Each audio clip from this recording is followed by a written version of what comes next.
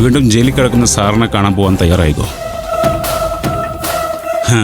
മരണവാർത്ത ഞാൻ കൊണ്ടുവന്നിരിക്കും. ബൈജുവാ പറയുന്നത്.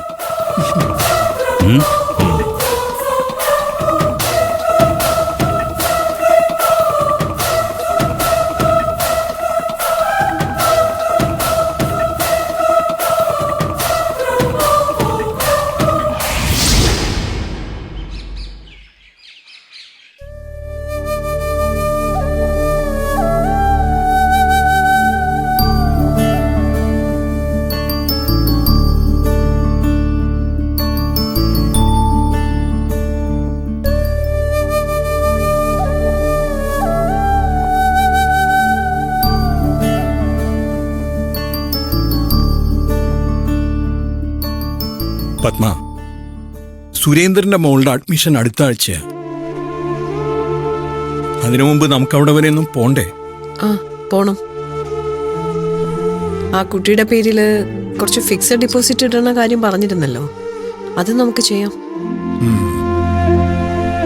എന്തൊക്കെ ചെയ്താലും സുരേന്ദ്രന്റെ മരണത്തിന് പകരമാവില്ല. പക്ഷെ ആ കുടുംബത്തെ നമ്മൾ സംരക്ഷിക്കുന്നുണ്ടല്ലോ എന്ന സന്തോഷമുണ്ട്. സുരേന്ദ്ര നമുക്ക് വേണ്ടി ബലിയാടായതാണ്. അന്ന് സുദർശനും അവന്റെ കൂട്ടാളികളും നമ്മുടെ കാറ് തടഞ്ഞ് നമ്മളെ ആക്രമിച്ചപ്പോ മരണത്തിന്റെ തൊട്ടു മുമ്പിലായിരുന്നു നമ്മൾ രണ്ടുപേരും. സുരേന്ദ്രൻ ആ സമയത്ത് ഓടി എത്തിയില്ലായിരുന്നെങ്കിൽ നമ്മളിപ്പോ ജീവനോടെ ഉണ്ടാവില്ലായിരുന്നു അല്ലേ? എനിക്കിപ്പോഴും ഓർമ്മയുണ്ട്. സാറും മാഡവും പൊയ്ക്കോന്ന് പറഞ്ഞ് ഉന്തിത്തള്ളി നമ്മളെ വണ്ടിയിലേക്ക് കയറ്റി വിട്ടതാ അവൻ. അധിക ദൂരം പോകുന്നതിന് മുമ്പ് അവന്റെ ഒരു കരച്ചിലും കേട്ടു.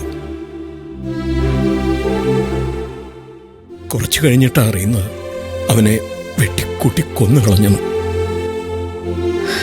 സുദർശന് തൂക്കേറെ എന്നെ വാങ്ങിക്കൊടുക്കണമെന്ന് കരുതിയിട്ടാ സുപ്രീം കോർട്ടിൽ പ്രാക്ടീസ് ചെയ്യുന്ന അഡ്വക്കേറ്റിനെ തന്നെ കൊണ്ടുവന്നത്. പക്ഷേ ആൾക്കൂട്ടക്കൊലയില് ജീവപര്യന്തത്തിൽ ഒതുങ്ങി.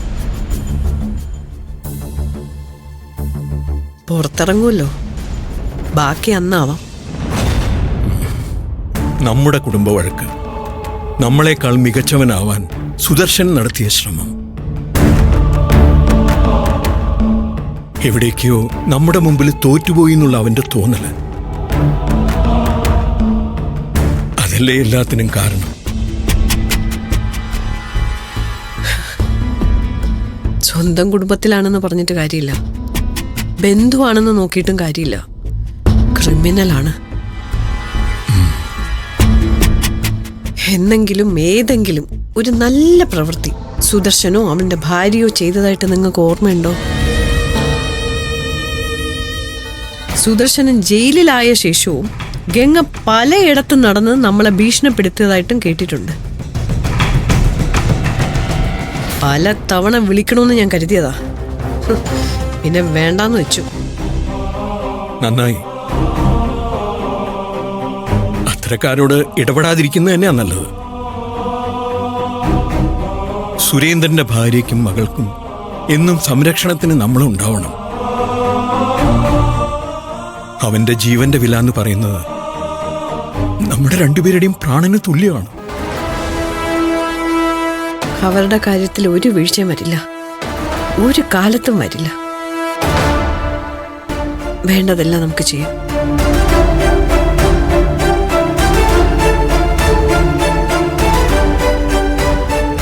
എന്താ? ഹേയ്, ഒന്നുമില്ല. വളരെ ചുരുക്കം ചില കാര്യങ്ങളിലാണല്ലോ നമ്മള് പരസ്പരം എതിർപ്പില്ലാതെ സംസാരിക്കുന്നത്. എനിക്ക് യോജിക്കാൻ പറ്റുന്ന വിഷയങ്ങളൊക്കെ തന്നെ നിങ്ങൾ പറയൂ, അപ്പൊ ഞാനിങ്ങനെ തന്നെ ആയിരിക്കും.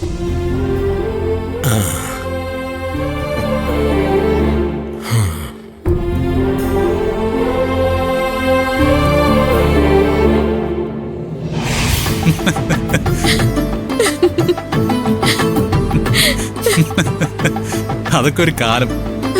അയ്യോ, എന്ത് രസം സാറിന്റെ കോളേജിലെ കാര്യങ്ങളൊക്കെ കേൾക്കാൻ. ശരിക്കും കോളേജിൽ പഠിക്കുന്ന എല്ലാരും ഇങ്ങനെയൊക്കെ ആയിരിക്കും.